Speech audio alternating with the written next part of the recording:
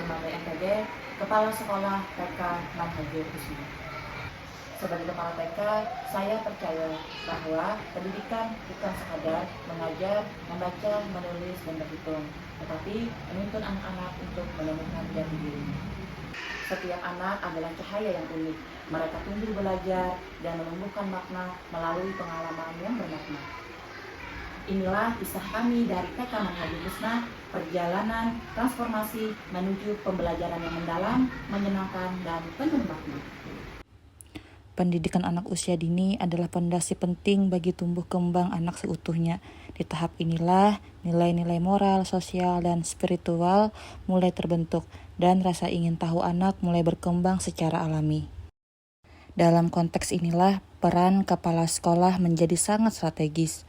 Kepala TK bukan hanya seorang pengelola administratif, tetapi juga seorang pemimpin pembelajaran yang transformatif, sosok yang mampu menyalakan semangat perubahan dan menginspirasi seluruh ekosistem sekolah agar bergerak maju menuju pembelajaran yang berpihak pada anak.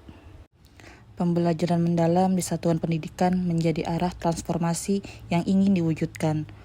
Konsep ini menempatkan anak sebagai pusat pembelajaran yang aktif, kreatif, dan kritis. Anak bukan sekedar menerima informasi, tetapi subjek yang membangun makna dari pengalaman belajarnya. Pembelajaran mendalam juga mengintegrasikan 8 dimensi profil lulusan. Sebelum memulai perubahan, kami menghadapi berbagai tantangan. Pembelajaran masih berfokus pada hasil, bukan proses.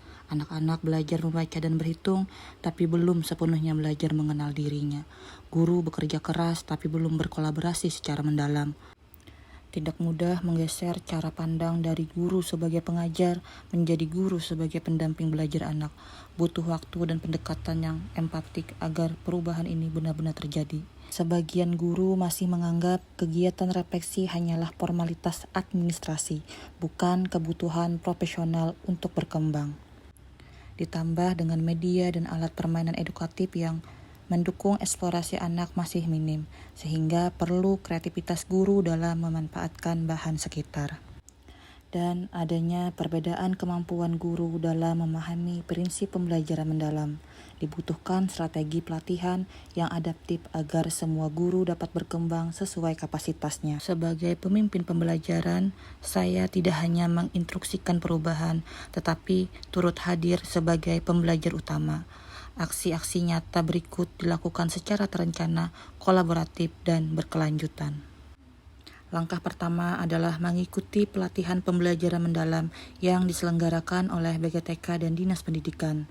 Kepala sekolah bersama guru perwakilan belajar secara langsung mengenai prinsip pembelajaran mendalam, kerangka pengalaman belajar anak usia dini, serta implementasi 8 dimensi profil lulusan.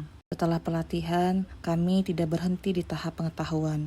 Saya memfasilitasi kegiatan berbagi praktek baik di tingkat lembaga agar seluruh guru memperoleh pemahaman yang sama.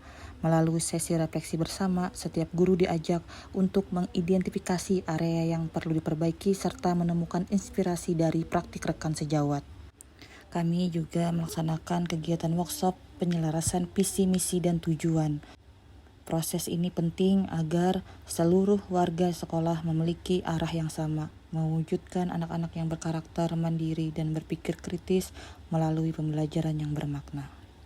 Pada kesempatan ini, saya memperkenalkan konsep growth mindset, pola pikir yang terbuka terhadap perubahan, pantang menyerah, dan selalu ingin belajar. Dengan semangat ini, para guru didorong untuk tidak takut mencoba hal baru dan terus memperbaiki diri.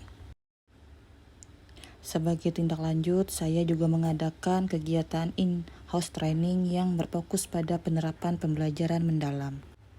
Di mana dalam kegiatan ini, guru-guru dikenalkan dengan konsep prinsip pembelajaran mendalam serta cara mengintegrasikan 8 dimensi profil lulusan dalam kegiatan bermain. Guru-guru juga menyusun dan merancang rencana pembelajaran yang kontekstual, memadukan nilai karakter dan pengalaman belajar bermakna sesuai dengan tahap perkembangan anak. Kemudian mempraktekkan rancangan tersebut. Selanjutnya, melakukan supervisi di kelas, bukan untuk menilai tetapi untuk mendampingi. Pendekatan yang dilakukan adalah dialogis, menumbuhkan kesadaran, bukan menakut-nakuti dengan penilaian. Serta melakukan refleksi bersama untuk meninjau kekuatan, kendala, serta langkah perbaikan pembelajaran berikutnya. Pendekatan ini menjadikan guru merasa dihargai dan terdorong untuk terus berinovasi, bukan sekedar memenuhi kewajiban administratif. Dalam setiap pertemuan reflektif, saya mengajak guru untuk menuliskan catatan praktik baik, mendokumentasikan momen pembelajaran bermakna, serta berbagi pengalaman dengan guru lain. Untuk menjaga kesinambungan transformasi, saya memperkuat komunitas belajar di TK Manhajul Husna agar menjadi ruang aman bagi guru untuk tumbuh bersama.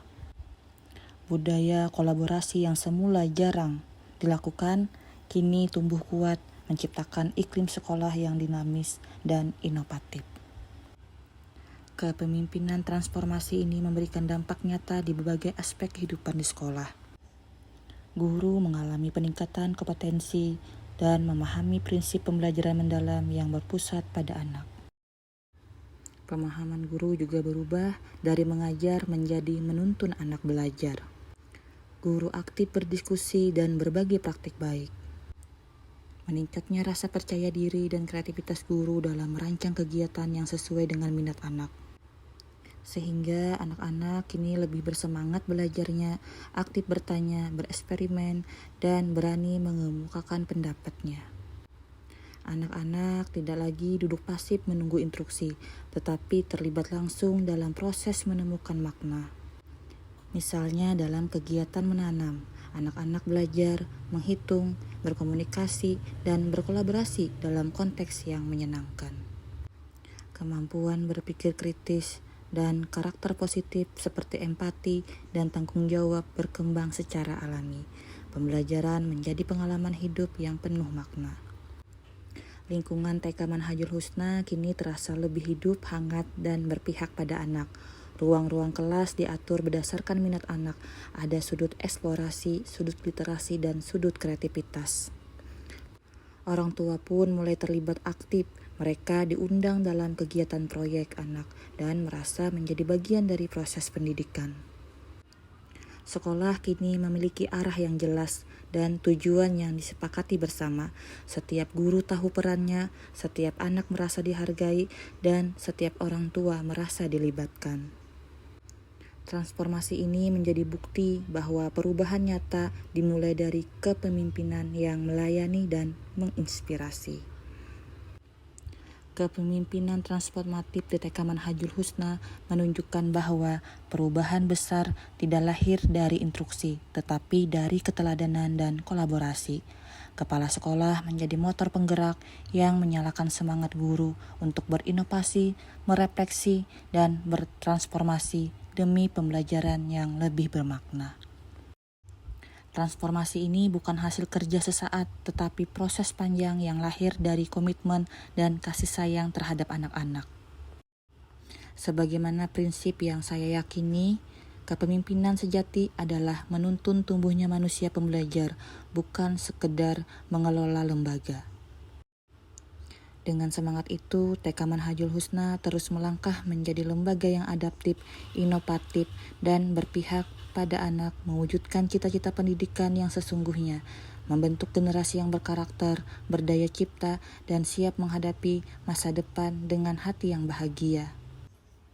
Kami juga selalu mendukung segala kebijakan pemerintah dalam mencerdaskan anak bangsa dengan berperan aktif melaksanakan program-program pendidikan yang berkualitas, inovatif, dan berorientasi pada kebutuhan peserta didik. Melalui kerjasama yang harmonis antara pendidik, orang tua, dan masyarakat, kami berkomitmen menciptakan lingkungan belajar yang aman, inklusif, dan menyenangkan agar setiap anak dapat tumbuh menjadi generasi yang berkarakter, cerdas, berakhlak mulia, serta mampu berkontribusi positif bagi kemajuan bangsa dan negara.